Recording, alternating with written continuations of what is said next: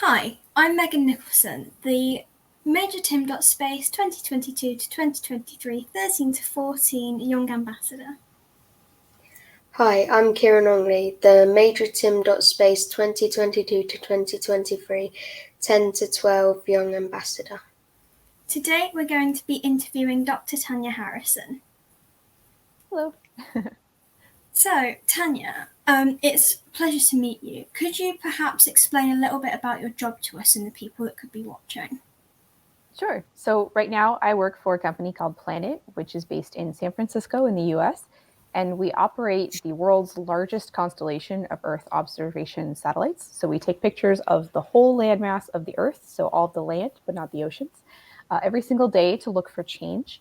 And I am the director of strategic science initiatives there, which is kind of a mouthful, but basically I deal with all of our interactions with scientists around the world. So keeping track of what kind of research they're doing using planet imagery, trying to help them use images to understand how the world is changing from things like climate change, humans building cities, watching how conflict affects things around the world and stuff like that. That's really interesting.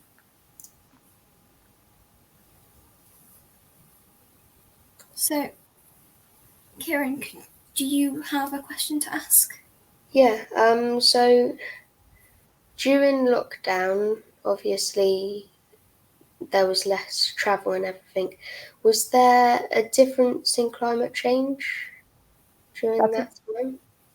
That's a really great question. And it's something that we looked at quite a bit. So not just from our satellites, but from satellites that people like NASA operate, we could actually see that air pollution over big cities like Los Angeles, Beijing, New York, they all went way down because you didn't have so many cars on the road.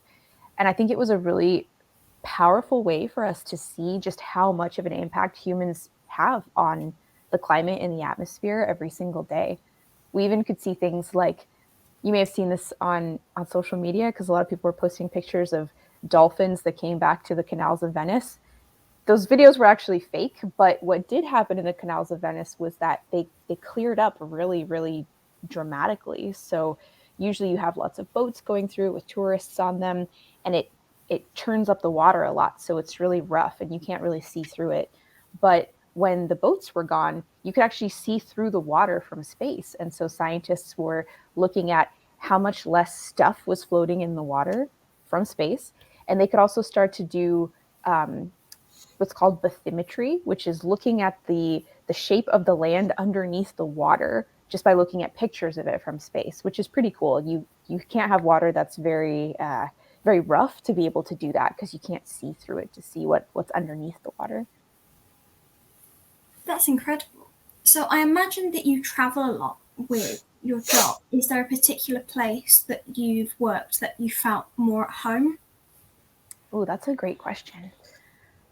I do travel a lot and I really love it. It's so great to be able to talk to people around the world and get them excited about space. And the excitement is kind of universal. It doesn't seem to matter what country you're in, what age group, everybody loves space at some level. And that's really amazing. I think, oh, it's so tough. I would say instead of like a specific place, I would categorize like a group of people that I got to speak to. And it was a group of young women from Saudi Arabia who were really enthusiastic about getting into science. It's not something that I ever expected to connect with. I've never been physically to Saudi Arabia, but I got to give this talk thanks to the pandemic because everything was virtual. And so that's been kind of a nice aspect of this new virtual environment that has exploded thanks to the pandemic, even though the pandemic itself is terrible, because it's a better way to be able to talk to more people than you could by just having to physically go every single place. That would be pretty expensive and pretty exhausting. Wow. So did anything or anyone inspire you to get into science, specifically planetary science? So I watched a lot of Star Trek as a kid. I heard you guys talking about Star Trek before I joined the stream, so that was cool. That really, really got me interested in space. And then in 1997, when the Pathfinder mission landed on Mars, it dropped off the first Mars Rover Sojourner. And I remember seeing the pictures of that Pathfinder took of Sojourner driving off of the lander and onto the surface of Mars. And I was 11 at the time, and I thought, this is the most amazing thing I've ever seen. I really want to work on Mars rovers. And 10 years later, I was working in mission operations on my first Mars mission. So even if you're, 10, 11, 12 right now, you might not really be all that far away from getting to actually work on space missions, which is incredible. It's not something I thought would happen so quickly.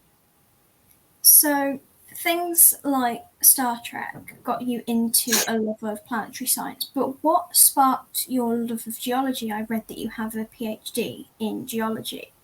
What in your childhood or even later on in life sparked that love? So that was a little unexpected, actually. When I was a teenager, I thought, well, planets are in space. I should study astronomy.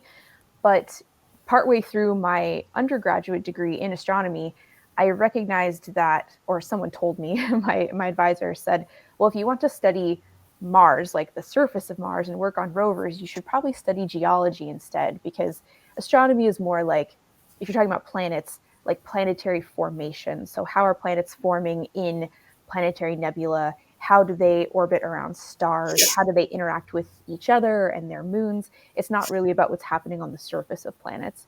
So I finished my astronomy degree, and then when I went to grad school, I switched to geology so that I could focus on the surface of planets. And I wish that I had known earlier on one hand, because I would have been able to take more geology classes. But on the other hand, it gave me a kind of interesting background to come at it from that not everybody has if they just kind of stayed in geology through the whole track. And geology is fascinating because you feel very powerful in a lot of ways. You can go and stand in a place on the earth, not so much in the middle of a city. I'm in the middle of a city right now. But if you go somewhere in nature and you look around, you can start telling the story of what happened there just by looking at the rocks around you and the shape of everything around you without necessarily knowing going into it what the story was. And I think that's something really beautiful, to be able to understand the earth in that way. Yeah, definitely. The reason I asked is because I'm a big geology nerd myself, so I just wondered what got you into it. I mean, rocks are pretty cool, so it's a good thing to be nerdy about. Yeah.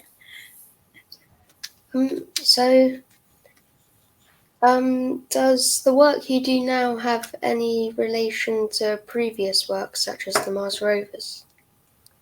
Sort of. So it might seem pretty different, like working on Earth observation satellites versus working on a Mars rover. But the area that I specialize in for both were camera systems and interpreting the images from them. And a camera is a camera regardless of what you're pointing it at. So they're basically all just different forms of telescopes, whether it's mounted on a rover or it's in orbit of a planet. So I used my experience interpreting images from Mars and the fact that geology on Mars is very similar to geology on Earth, and I could translate that over to the stuff I do on Earth now. I still do some stuff with Mars, not as much as I used to since my full-time job is focused on Earth, but Mars is my original passion, and so I try to stay involved where I can, doing little bits of research here and there. That's really interesting. So would you say that, because you've done a lot of different work with things like Mars and with Earth, is there a particular highlight in your career that stands out above everything else?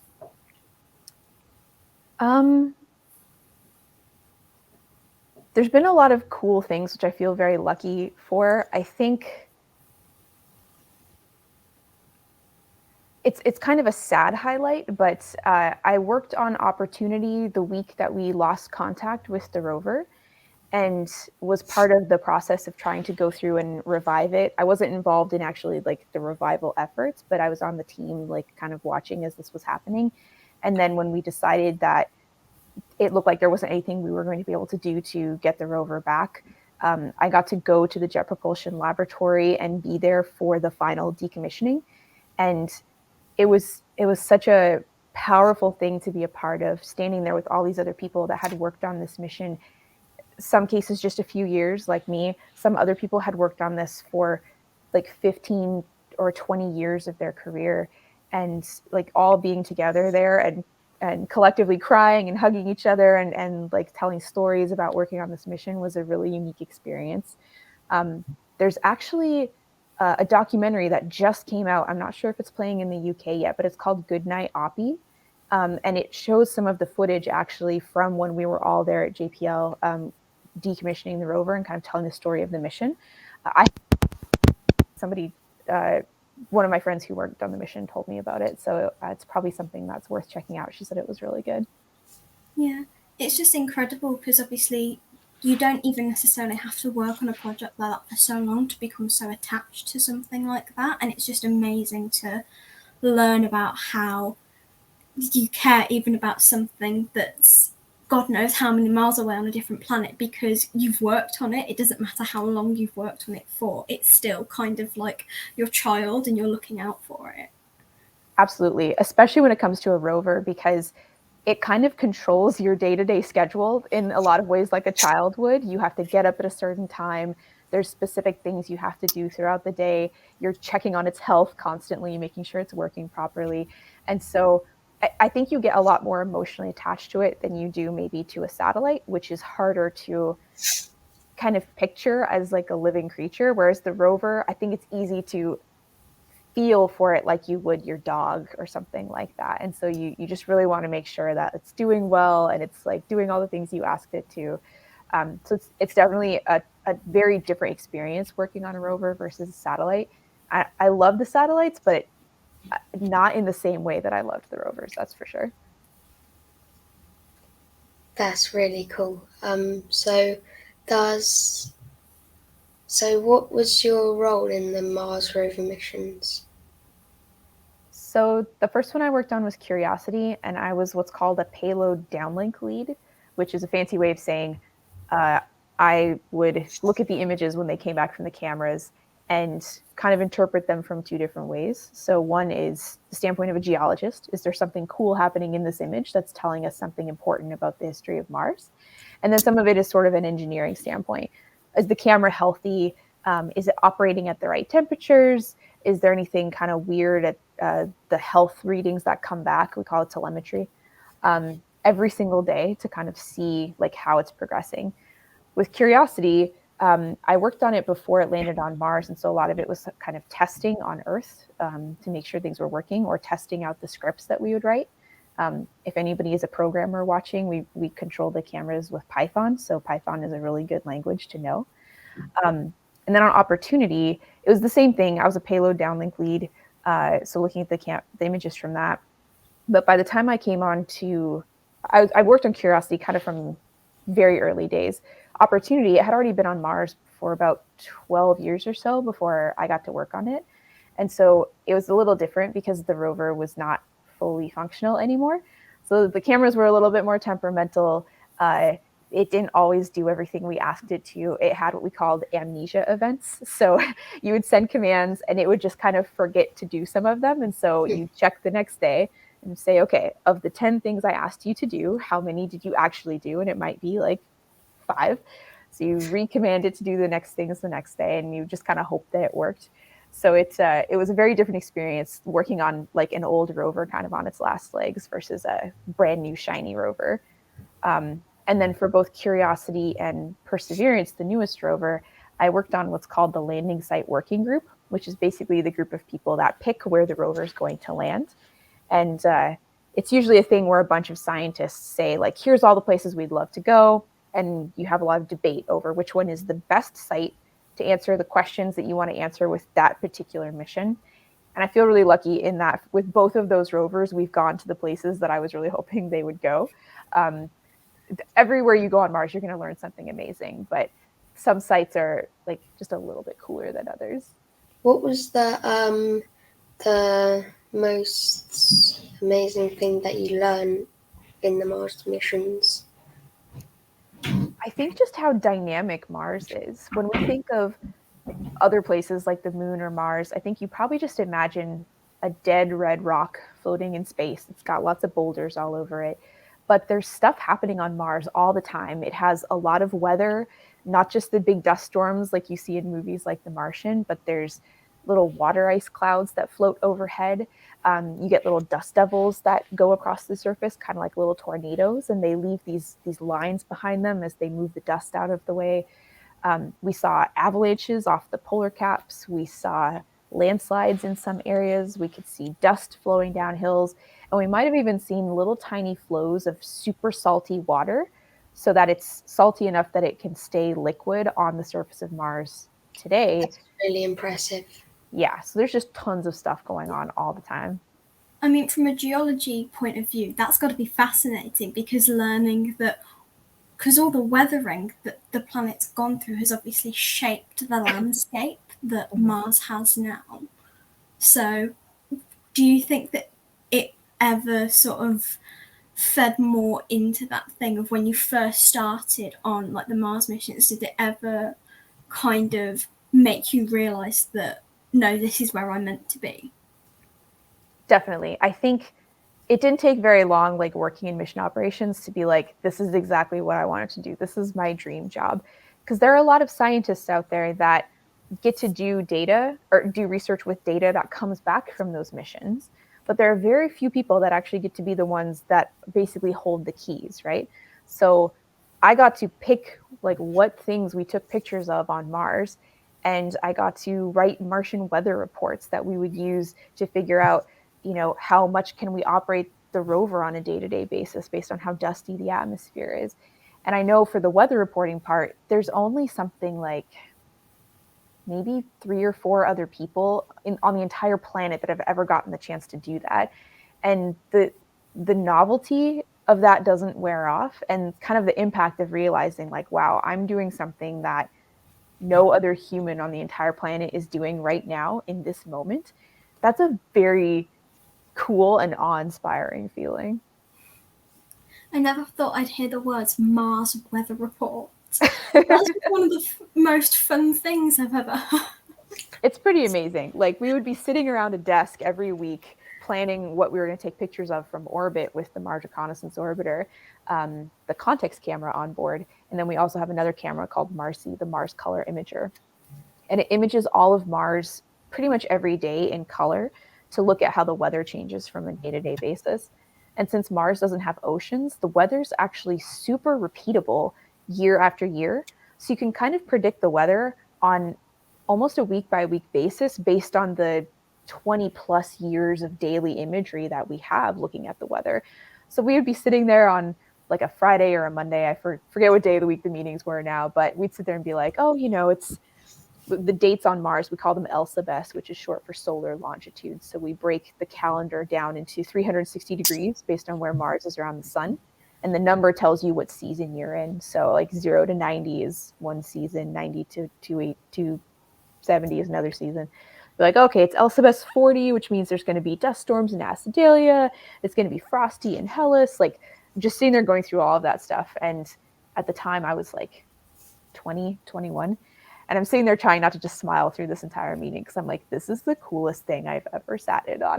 Maybe you could start making it like a game, because you know what's going to happen. You can just, it's like sort of cheating your way through a game because you know what's coming next.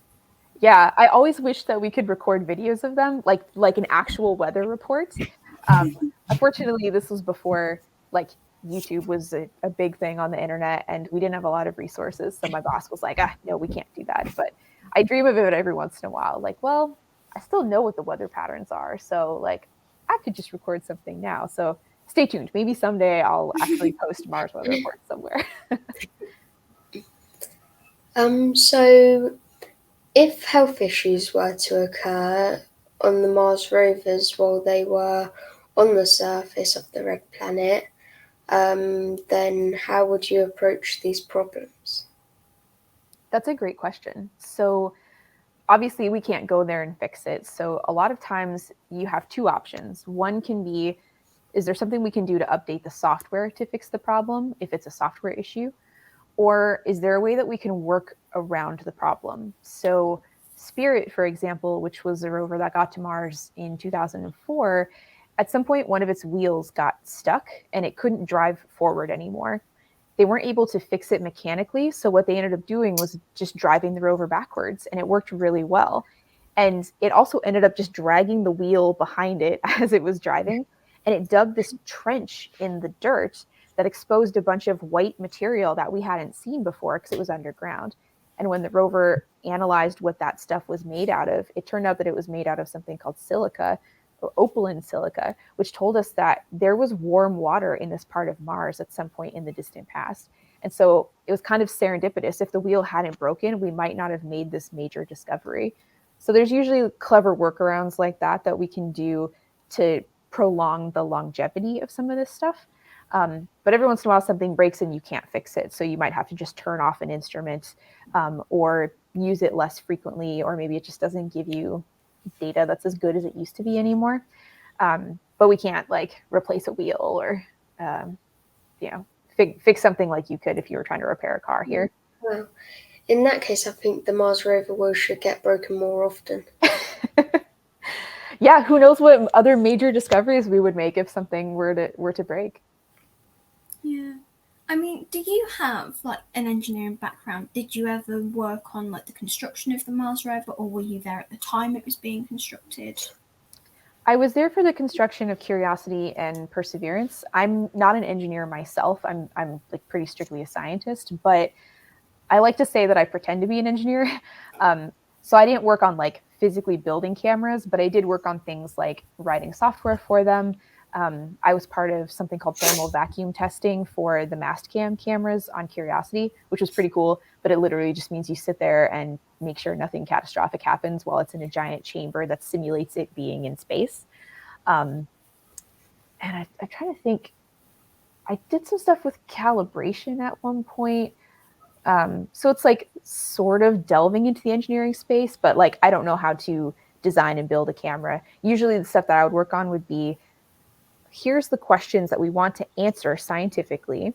And to do that, these are the specifications we would need for the camera. And then you give that to real engineers and they figure out how to build the camera for you. I think that's one of the best ways that you can do it, is just class yourself as an engineer, and then if someone asks you what you've worked on, if you tell them something, they won't know the difference between what an actual engineer's done and what you've done, because to a lot of people it's all just the same stuff, so you could quite easily get away with classing yourself as an engineer. I feel like engineers are magicians. The fact that they can build these things that scientists dream about is pretty amazing. So I have so much respect for engineers. I thought about going into engineering in college, but I'm good with concepts, but I'm not great at taking something on paper and then building it as a thing, like trying to build IKEA furniture or something like that. Not my strong suit, but I can understand it looking at a piece of paper. So I think that those are two very different skill sets. And that's where you kind of have complementary sides of things. Like engineers might know how to build something, but they might not have the scientific knowledge to know like what questions they would want to answer with a thing. And scientists have all sorts of crazy ideas about what we would love to do, but we don't necessarily know realistically what you can actually build. And so there's like a sanity check on both sides to say, this is what we want, this is what's possible, and you kind of meet in the middle.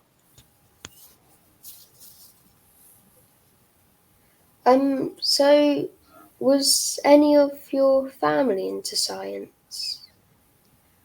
My grandfather was, well, I guess both of my grandfathers actually were kind of into science. My dad's father had a bunch of degrees in like chemistry and zoology. And he used to give me lots of issues of like Sky and Telescope magazine and National Geographic as a kid. And I remember after we bought our first cordless phone, I would take it outside and I would ask him, I'd be like, I see a star that's like 3 fingers from the moon. Like, what star is that? And this was before we had apps that you could just point at the sky and tell you what you were looking at. So I had all these manual star charts that he would try to navigate me through. So that was always fun. And then my mom's stepfather, so my other grandfather, he lived with us when I was a kid, and he was really into computers and ham radios. So he always had lots of tech around. And I loved just going into his room and kind of looking at all the things that he had and wanting to like play around with computers. So I think that really helped spark a lot of like the tech side of my interest. Maybe that's why I wanted to work on rovers rather than just kind of generically being a scientist. I never really thought about that before. So you talked about like the positive side of having a couple of people in your family that are interested in science, but when you started studying, did you have anybody in your family or even your friends that thought that you wouldn't be able to go into this career, that you wouldn't make it in this career? I think my friends all thought that I was so obsessed with it and I was so determined that I was going to find a way to make it work. So they were really supportive. I know my mom thought that it was kind of unrealistic because she's like, well, you're never going to be an astronaut because I have a physical disability. So there's no way that I was going to make it through the astronaut program. But I didn't run into like a lot of active discouragement, which was good. I remember there was one boy in grade 7 who told me I couldn't be a scientist because I was a girl. And I was just like, well, you're wrong. So yeah, it was pretty good. So how do researchers decide on landing sites for the Mars rovers? So usually each mission has a specific science goal. Like for Curiosity, for example, the goal was to look for signs of habitability. So not to look for signs of life specifically. It doesn't have any instruments on board that can like sequence DNA. And that's really what you would need to definitively say we've found life. But it has a bunch of instruments on board to look at things like the chemistry of the rocks, which can tell you what water was like and if the conditions in that water could have supported life. So the key there then was, okay, we need to find a place where we know there was a lot of water for a really long time. And so we did surveys of a bunch of different places. There were dozens of landing sites proposed.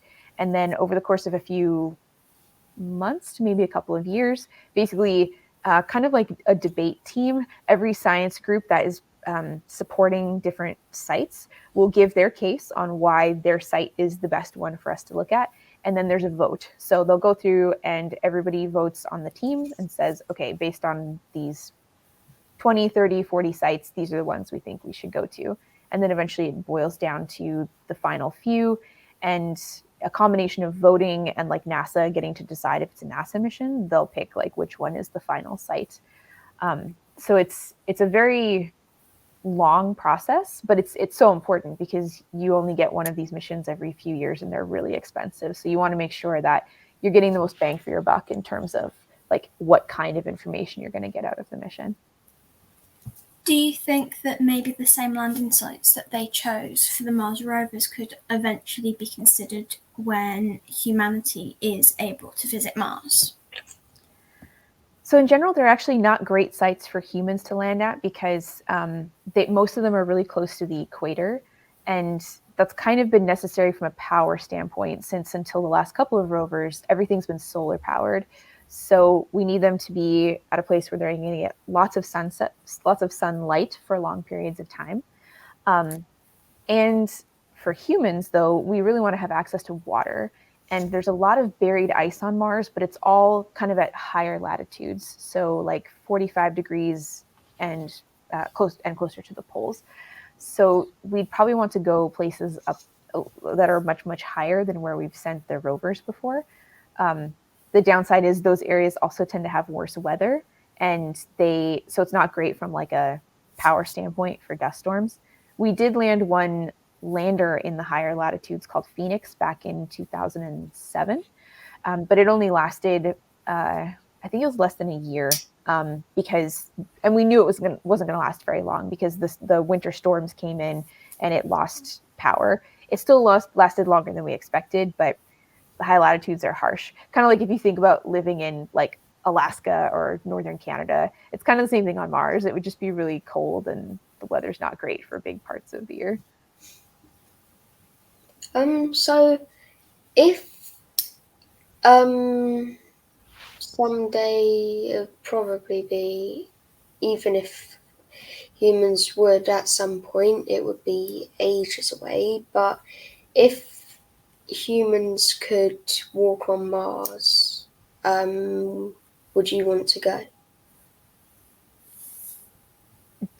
I definitely want to go. I would love to like walk up to the rovers and see them like sitting on the surface of Mars and kind of walk along their tracks and follow where they went. I think that would be amazing after spending so many years looking at pictures and like working with them from afar. but I'm also really claustrophobic, so I don't like flying. So I'm not sure I would be really good on an 8-month trip to Mars. But maybe if they can invent like hypersleep or warp drive or something like that, then I would be a lot more likely to go. So you say that, but you also refer to yourself as a professional Martian. Could you explain the reason behind that nickname? I don't remember when I came up with it. It happened in a meeting at some point where we were introducing ourselves around a table of scientists and sci-fi authors. And when they got to me, I said, "Oh, I guess I'm a professional Martian," since everything I had been working on in my career to that point had been on Mars. And so I felt like I understood Mars better than I understood Earth. Like if you show me a picture of Mars from space, I can of like any spot on Mars, I could probably tell you like exactly where it was taken. But if you showed me a picture on Earth, I could recognize some specific places that are very distinct, like Australia or Siberia, the Amazon. But there are a lot of pictures you could show me, and I wouldn't necessarily know exactly where it is. I might be able to tell you that looks like Southeast Asia, or this is somewhere in the American Midwest. But on Mars, I could be like, oh yeah, that's, you know, Harmachis Valley in this area, or like, oh, I know the name of this crater just because I spent so long looking at the whole planet every single day. I just got a really good understanding of the geography and the different personalities of each place on Mars in a way that I haven't had the opportunity or reason to do on Earth. So it seemed like a good name to go with as a professional Martian. You understand Mars better than your own home planet. Are you sure you're not a Martian in a human suit? Oh, no comment. So did the pandemic have any like effect on your work? So not like climate change, but like effect on the way you work? Not very much. And that's kind of the good thing about working on stuff in space. Basically, as long as I have an internet connection, I can do my job. Um, it didn't have huge impacts on us. It did have big impacts from like an Earth observing standpoint, in that a lot more people wanted to use satellite data because they couldn't go to the places that they were studying. And so it was really helpful to be able to connect with scientists all around the world and try to help them get data for the different sites they were looking at, either to keep doing studies that they had been doing before COVID, or to do new studies that they were doing to understand the impacts of COVID, like the changes to the atmosphere, changes in like the number of boats that you were seeing in areas where you have a lot of shipping, changes the number of airplanes at airports, and things like that. But overall, it didn't change too much.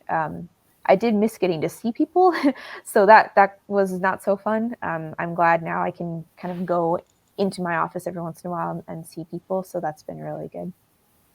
So going off the back of that, I read that you've worked with a lot of different organisations like the Girl Scouts.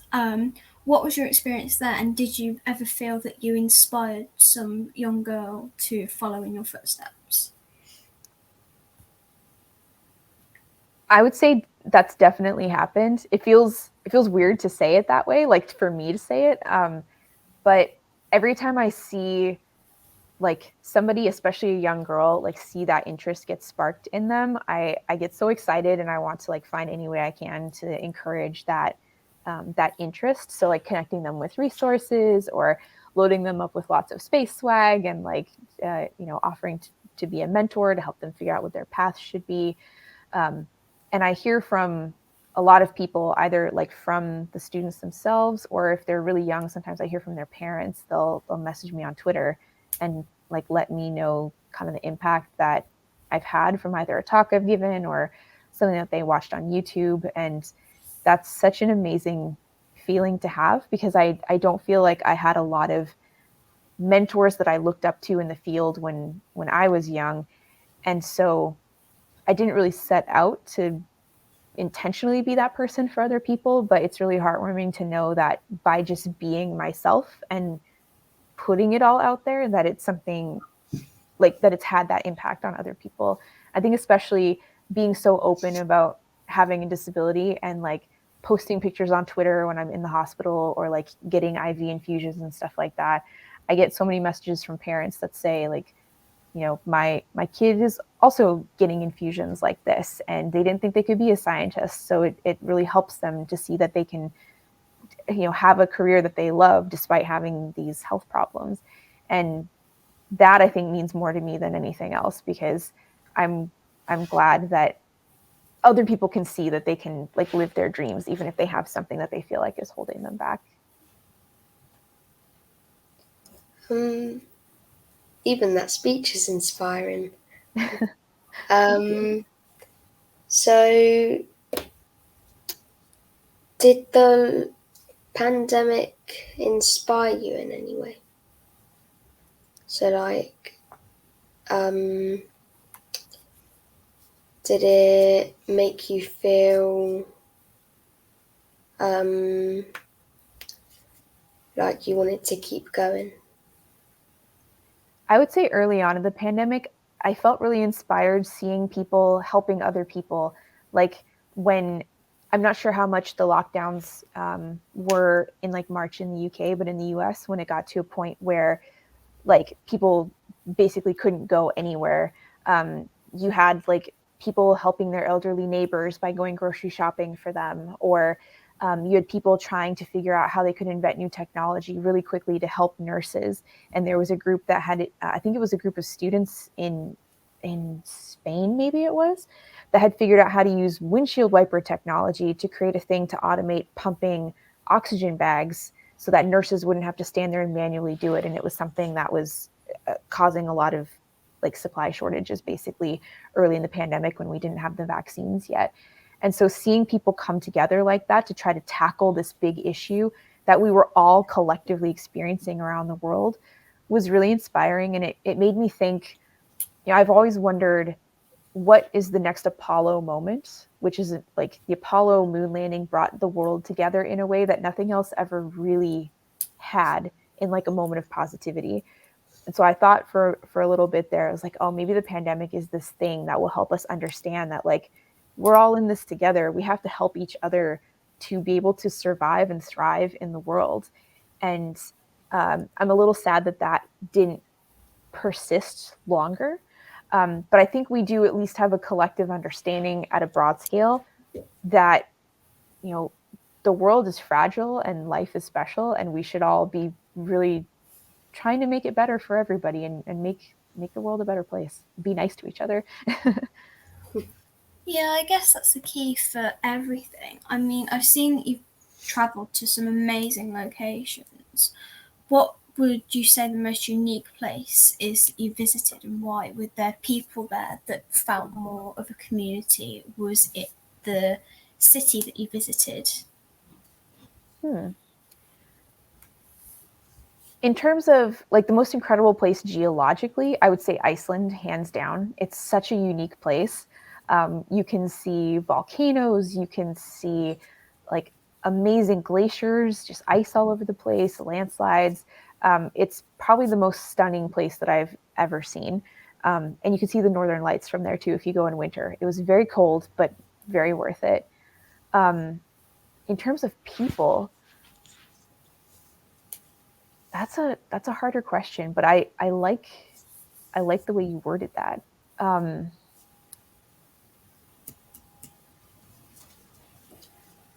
Again, I think almost anywhere I've gone, because so many people are so excited about space, the consistency of that is what makes it incredible. There's something special about space that gets people excited in a way that nothing else really seems to do. And I think it's because it's sort of like the idea of the pandemic, it's this collective experience. We all have the ability to look up and stare at the sky in awe and think, what else could possibly be out there? What could humans do out there? Where did we come from? These are fundamental questions that we all ask, regardless of where you live, or like what your background is, if you're an artist or a scientist or a plumber. I think we all have these thoughts. And being able to be a part of that and like encourage people to be curious about what is out there in the universe, is that in itself is a really incredible experience.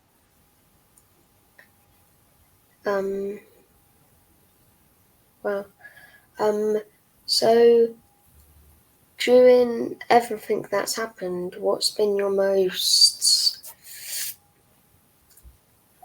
like your favourite part in what you do?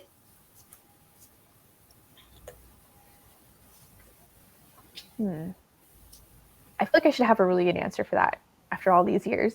I think the thing that stands out the most that was maybe like, well, in terms of a specific event, I would say it's the day that I got to see the first image that I ever took of Mars, like actually commanded the camera and like picked what I was going to take a picture of. And it came back after training for literally months to be able to do that. There was something about that was so powerful to think, this is literally what I've dreamed of for over a decade. I've worked so hard to get here. And just having that picture come back felt like payoff of all of these things. And then sort of just the continued awe of that, to like never be bored with what I was doing, because you never knew what you were going to see every single day. You never knew what was going to happen. To be able to do something that you love so much and do it for so long, I think is a really unique experience for a lot of people. And so I feel incredibly lucky to have had the opportunity to do that. And I think that makes it, just being able to do that for so long, like working directly on missions, is just my favorite thing. That is an amazing answer. Yeah.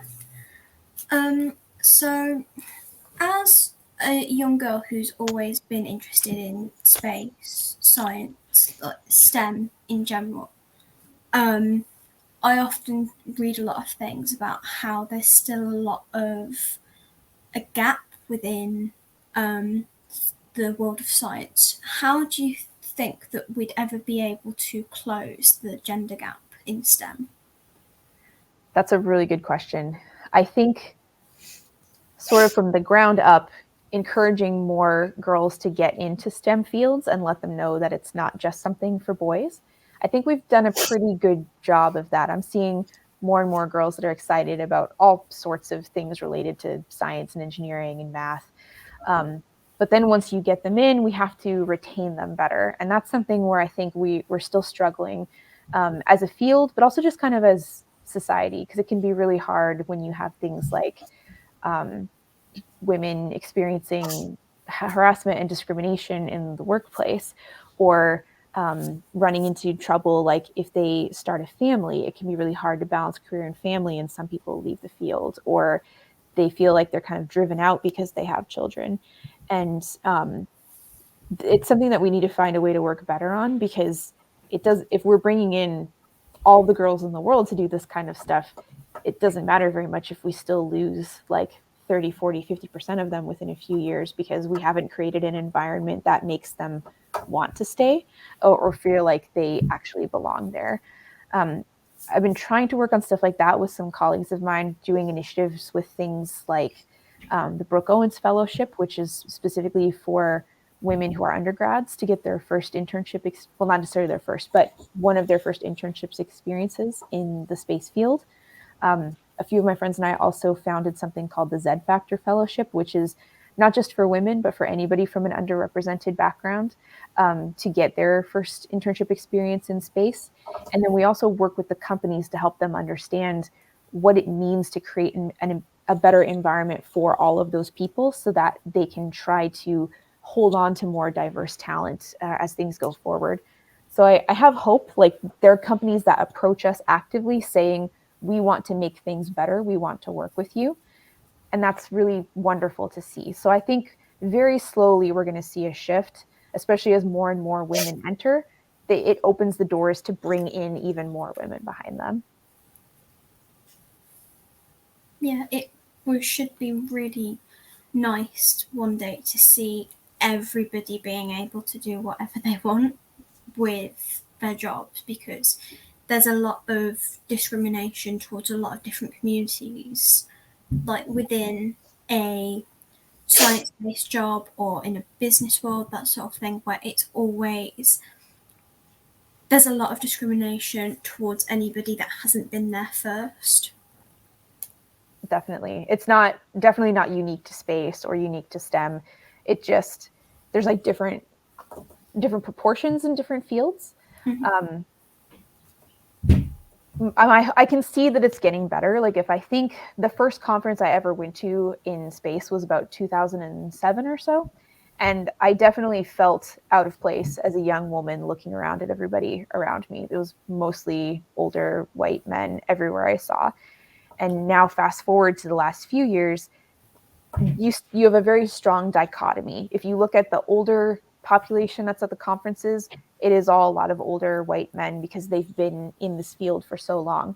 But if you look at everybody that's kind of maybe 35, 30 and under, it's so much more diverse. You see people from tons of different racial backgrounds, gender backgrounds. You see people with tattoos, with purple hair, with facial piercings. Like, it's so much more accepting now than it used to be. And I think people are realizing, oh, it doesn't really matter who you are as a person. Like, as long as you're a good person, you can also do amazing things. And there's no reason to shut these people out of the club because, they happen to be a girl, or they happen to be African American, or they happen to be gay. Like, there's no reason to keep these people out and like not let them contribute to this field where we just want to make everything better for humanity.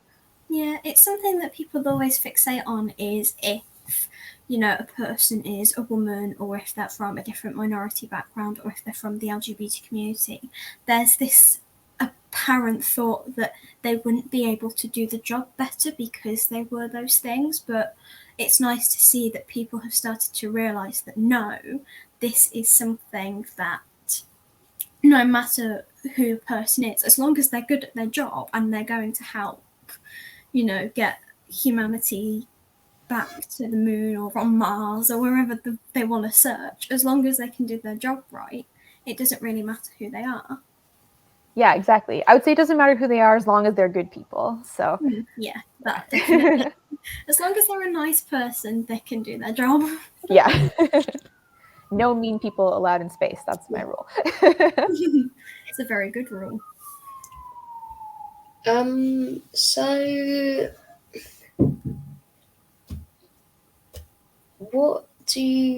is there anything that you prefer doing at your job now than you did with the Mars Rovers, or the other way around?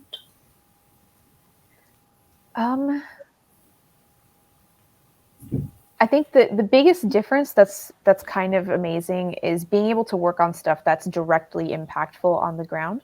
So in the last few months, I've been involved with stuff like understanding how the war in Ukraine is impacting food security around the world.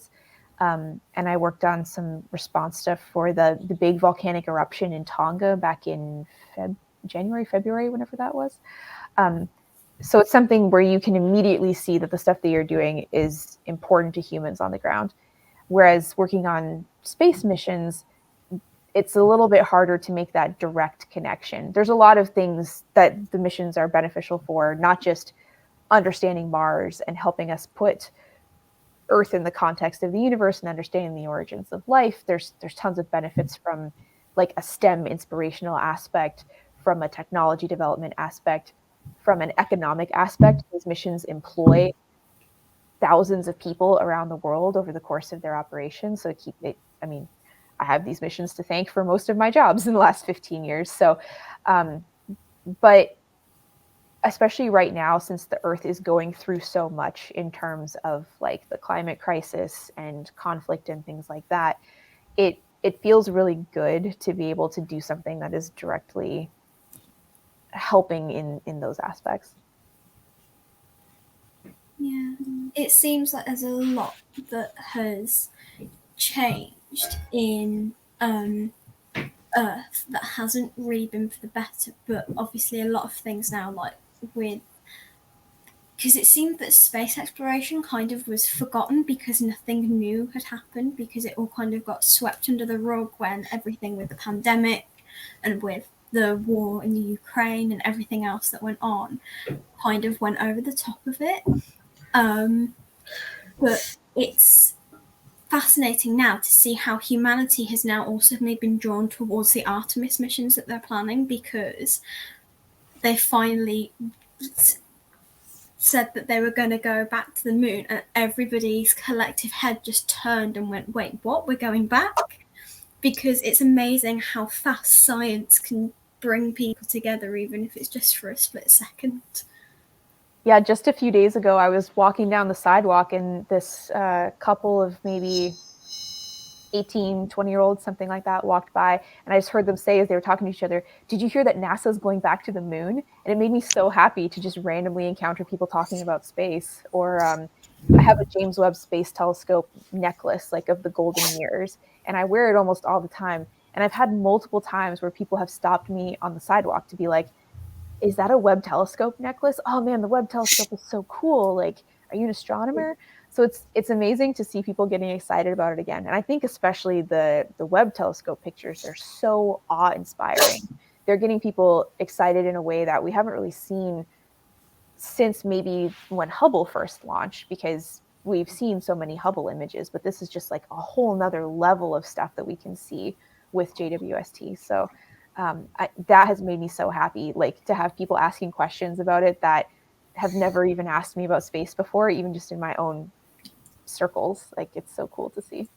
Yeah, I mean, or I like when people have posted up pictures from the James Webb Telescope, and you see them on like the news and stuff, and all the comments underneath of people that probably never have been interested in space before suddenly are getting really excited about it because they're clearer than the ones from Hubble, and you can see different things. Yeah, it's so amazing. See, it's interesting because people don't think. I mean, some people don't think much of science. When like you're talking about maybe really complex stuff, they'll might say it's boring. But then when they see the images sent back from telescopes or the International Space Station, they're like, oh, that's so cool. Yeah, I think we can all relate to a beautiful image, right? Whether it's of space or of Earth. And not everybody has to understand what we're looking at in those images or why. I think it's totally valid to just look at the image and appreciate, wow, this is a stunning image of our universe. Not everybody wants to understand that we're looking at galactic formation or the Big Bang or anything like that. Yeah. But I think it's a great gateway for people to start asking those questions. And this is where science communication is really important. It's like, as scientists, it's our responsibility to understand how to communicate that information in ways that is interesting, impactful, and engaging with people. So if it is a really complicated topic, there's usually always a way to boil that down into language that someone your age could understand, or something that your grandmother could understand. But a lot of scientists don't necessarily try. And so I think now, especially because we have more scientists active on social media, like on Twitter and TikTok, people are thinking about these things a little bit more, saying, okay, how do I tell people why what we're doing matters? Why did we pay $10 billion to send this telescope into space? What are we getting out of that? Why should I care about these pictures? And so being able to communicate that is so, so important. And I think it's something that we really need to make sure that we're doing a better job of training scientists on when they're in school, so that they think about this going out into the real world. Yeah, I think. No, sorry, you go. No, it's fine, carry on. Thanks.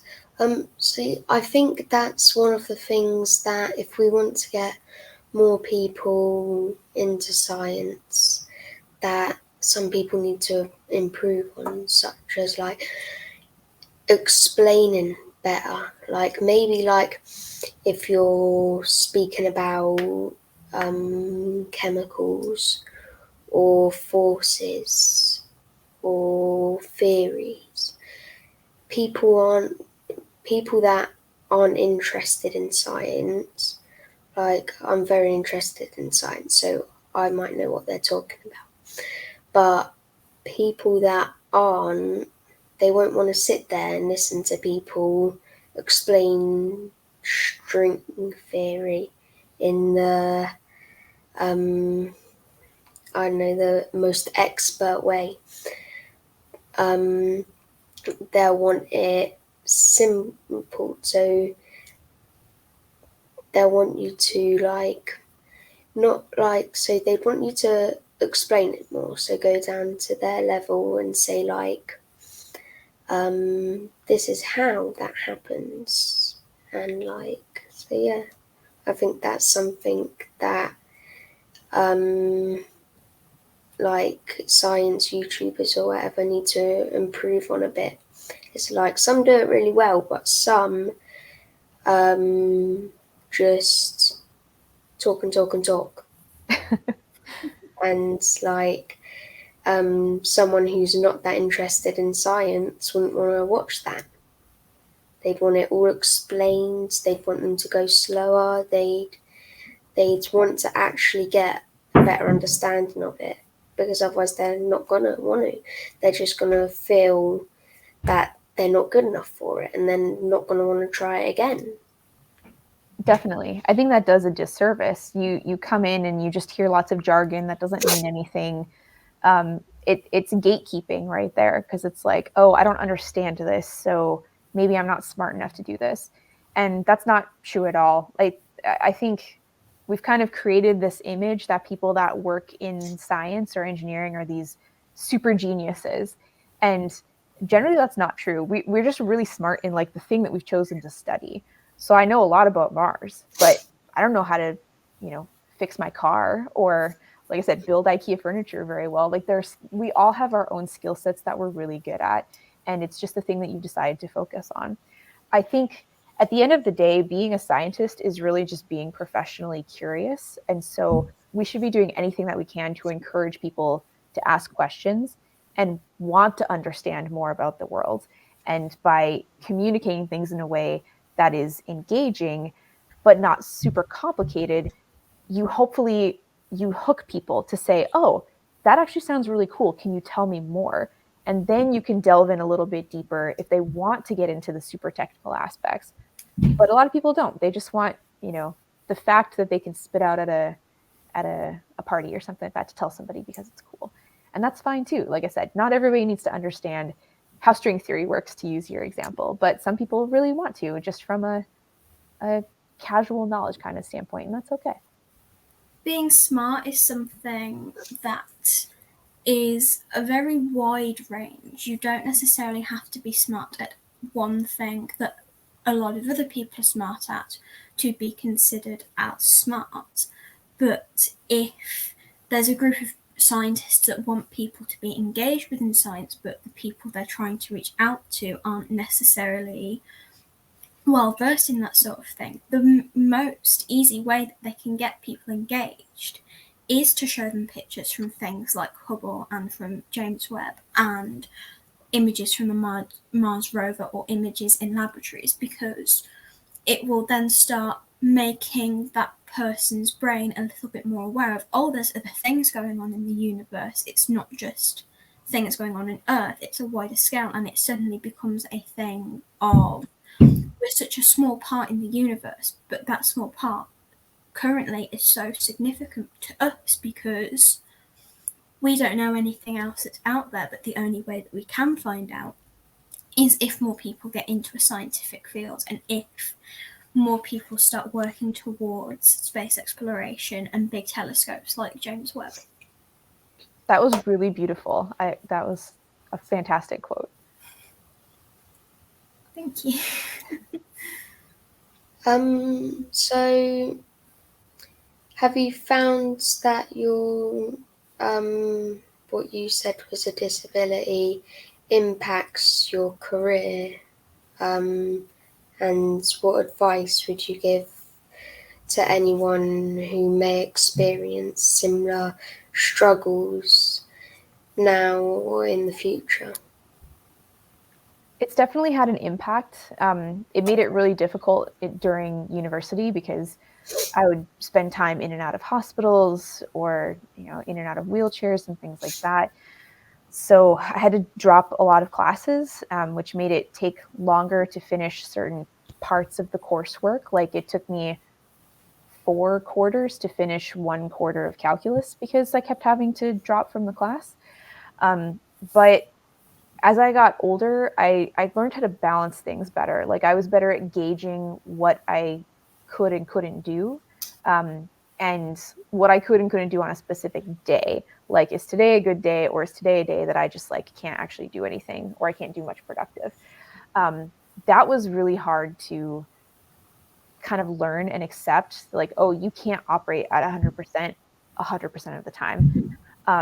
So learning how to kind of read your own body and adapt to the situations around you, and realize that what you might need to get your work done is not what other people might need, and just not being afraid to stand up for those things and say, hey, these are the accommodations that I need, or this is the way that I need to adapt my work environment to be able to do this. I'm still 100% able to do my job. It just doesn't necessarily mean that I'm doing it, sitting at a desk 9 to 5, Monday to Friday. But accepting that I can work around it, it has been good. I don't mean to make that sound like it's easy. Somebody did kind of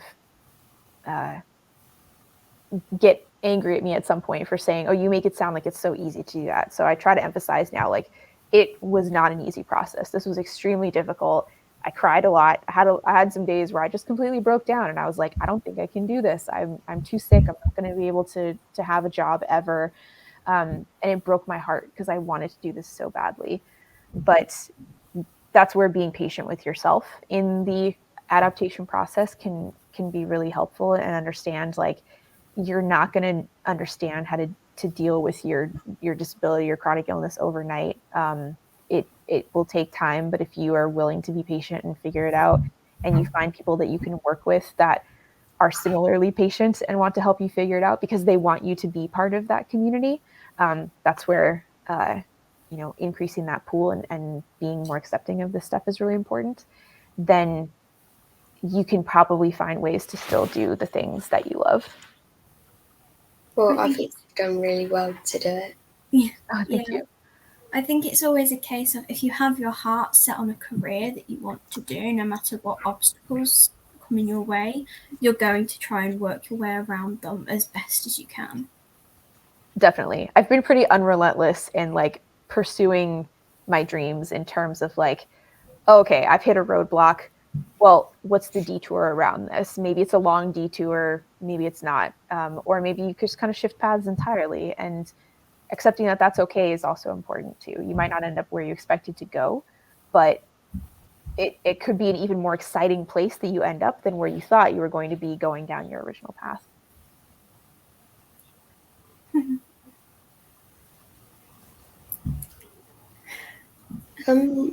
So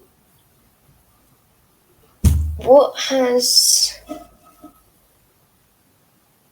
have you, I forgot what I was going to say now. No worries. So what are you most proud of what you've done?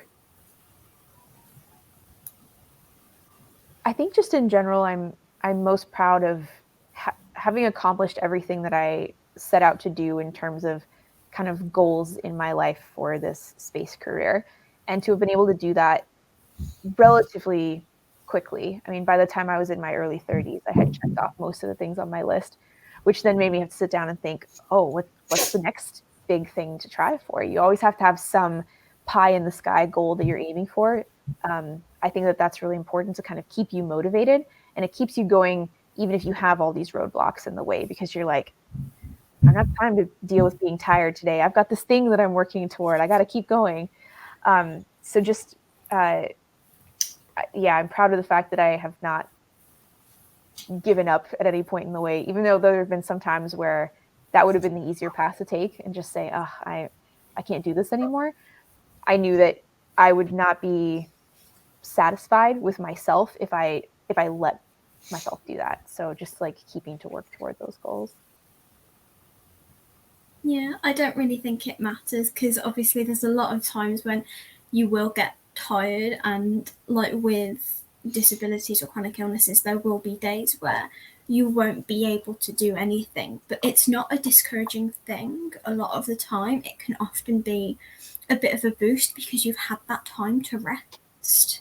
So then when you come back and you think, oh no, this is still what I want to do, this is still exactly the job that I want, that time that you've had to rest and that time you've been tired, all those times that you kind of push your tiredness aside to get to where you've wanted to be, you've allowed yourself to rest so that you can do even more things within that career that just make your days even more interesting.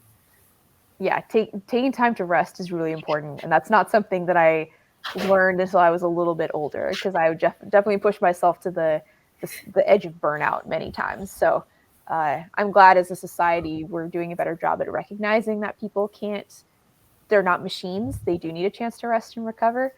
So that's been a good development to see over the past few years, especially with the pandemic. Megan, do you have any more questions? No, I think I've asked every question I could think of. Okay. So what advice would you give young people who are interested in pursuing a career in this field? I would say if you're interested, come join us. We need all the people we can get. I feel like I can't put it any better than Megan said before. So that was really lovely. Don't let anything discourage you. Like, it doesn't matter, who you are, where you're from, what your background is. Like, there is a place in space for all of you. We need all of the minds that we can get if we're going to make humanity expand beyond the Earth. We want to have all those voices involved. And so, find the thing that you love that ties to space. And maybe that's becoming a scientist or an engineer. Maybe it's becoming an artist that helps create images that get people inspired about space, or a musician that creates music that inspires people, or people that work in sort of the business and administrative side that keep places like SpaceX and Blue Origin and NASA running. There's so many different ways to get involved in space. You don't have to be a math genius. You don't have to be a scientist. You don't have to be an engineer. Just find the thing that you love. And then if you also love space, there's probably a way to tie that to space. And we would love to have you join us in the little space community, or hopefully not so little space community as we grow. Yeah, well, as Buzz Aldrin said, Mars is there waiting to be reached. Absolutely. That's such a perfect end to this interview, honestly, because they're both so inspiring things. Dr. Harrison, thank you so much for letting us interview you today. Thank you. You guys are both fantastic interviewers. This was such a great experience. Thank you. Thank you. Okay. Bye, everybody. Thanks for tuning in. Bye. Bye.